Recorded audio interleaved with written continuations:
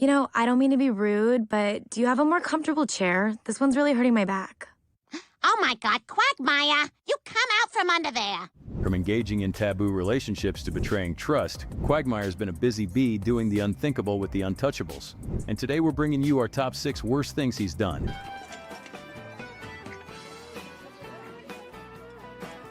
So, you ladies ever been penetrated?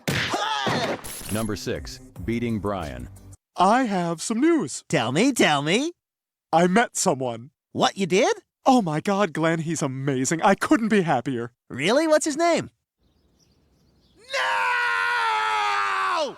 If there's one person Quagmire just can't see eye to eye with on the show, it's got to be Brian Griffin. Sure, they both enjoy the occasional adult beverage, but when it comes to morals, they're on opposite sides of the spectrum. Remember that time Brian, bless his clueless heart, ended up getting to know Quagmire's newly minted transgender dad?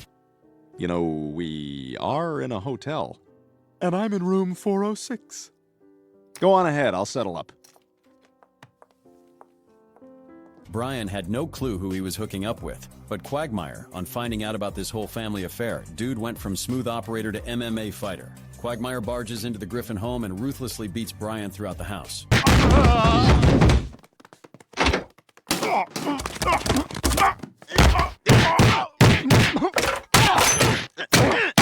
Sure, maybe hooking up with your best friend's dad isn't exactly cool beans, but a full-on brawl that left Brian looking like a chewed-up chew toy seems a bit excessive, wouldn't you say? Hey. I your dad. Number 5, almost had X with his own daughter. A lot of fun with you tonight, Courtney. Me too. Oh, Courtney. Oh, Glenn. Oh, giggity.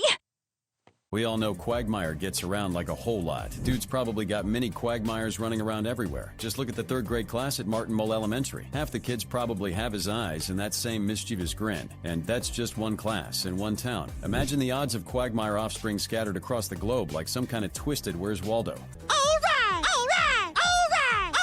During the school bash, Glenn meets a lady and takes her home for, let's just say, to get busy. However, things take a horrifying turn when he finds out this lady he's about to is actually his own daughter. Oh, Courtney.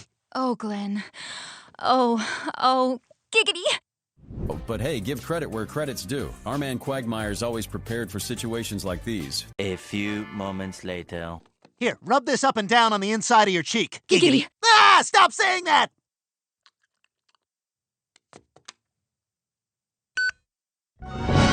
This is going to be one awkward family reunion. Number 4, faking his own death. Hi, honey, I'm home. Heart attack. Glenn, sweetheart. And Quagmire settling down with a wife? That's a fantasy even Brian wouldn't write. Remember that whole wife thing with Joan? Getting married might be a bad decision, sure, but realizing it means saying goodbye to a never-ending buffet of beautiful women. Now that's a whole new level of oh crap. Right. Giggity, God, I made a terrible mistake. Unfortunately for our buddy Glenn, divorce felt like a distant dream. Quagmire hatched a scheme of faking his own death to extinguish the flames of wedded bliss. Escaping life's problems via a fake death seems pretty low, right? Well, hold on to your hats, because the real chaos begins when the unwelcome arrival of death himself throws a wrench into Quagmire's already twisted plan. Hold it! Stop the funeral! Quagmire's not really dead! Zombie! Glenn, I thought I'd lost you. Sorry, Mr. Quagmire, but I still need a body to take back with me. So... No, you can't take him. So you think you can mess with Quagmire? Think again. Number 3, Meg turning 18. Hey, Quagmire, what's going on? Well, Peter, a little birdie told me that today is Meg's birthday. You giving me credit? Yeah, I just told him. I'm the one who told him.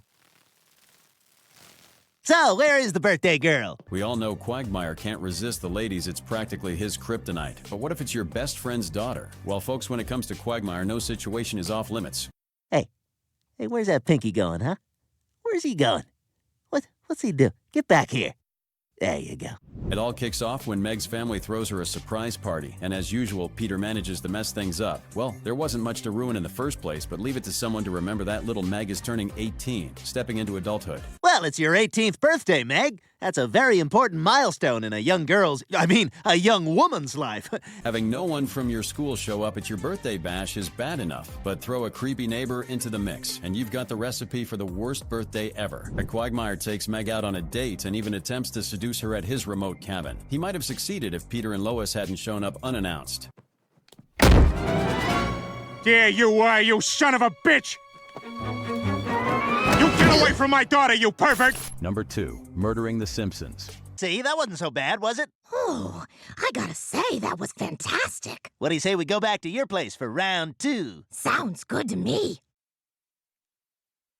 Family Guy has never been one to shy away from taking digs at other shows, especially The Simpsons. And let me tell ya, using Quagmire for this ain't gonna end well, folks. In one episode, during a fake promo banner, Quagmire straight up forces Marge Simpson down, makes love to her off screen, and then takes her back to the Simpsons' home. Talk about crossing some serious lines. When Homer barges in, and Quagmire has no choice but to end the lives of all the Simpsons. And yes, we mean all of them, turning the yellow-skinned family into a pile of blue-skinned gun victims. 3 times in a row. You're amazing, Glenn. Oh, I just take a lot of pride in what I do. Hey, what's going on here? Ah!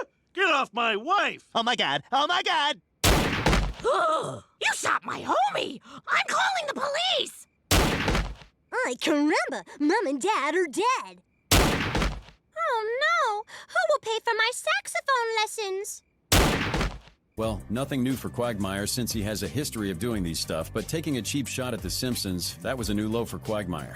Number 1, Cleveland's wife. I can't just, you're my best friend's wife. Reach him down. All right. Yeah, you go in and get that. Show that fishy who's boss. Loretta, they have some of that 3-bean salad you're so fond of.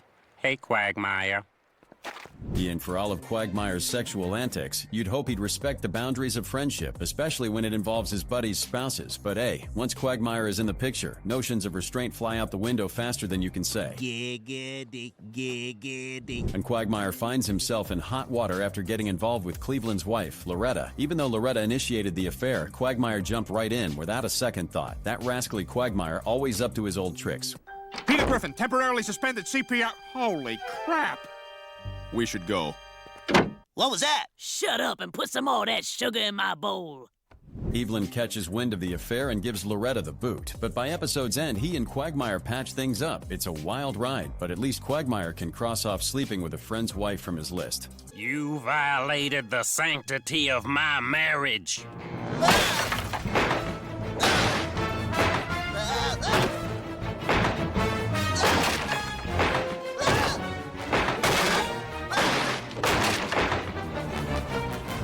Thanks for watching, Giggity! Be sure to subscribe and like the video for more Family Guy content.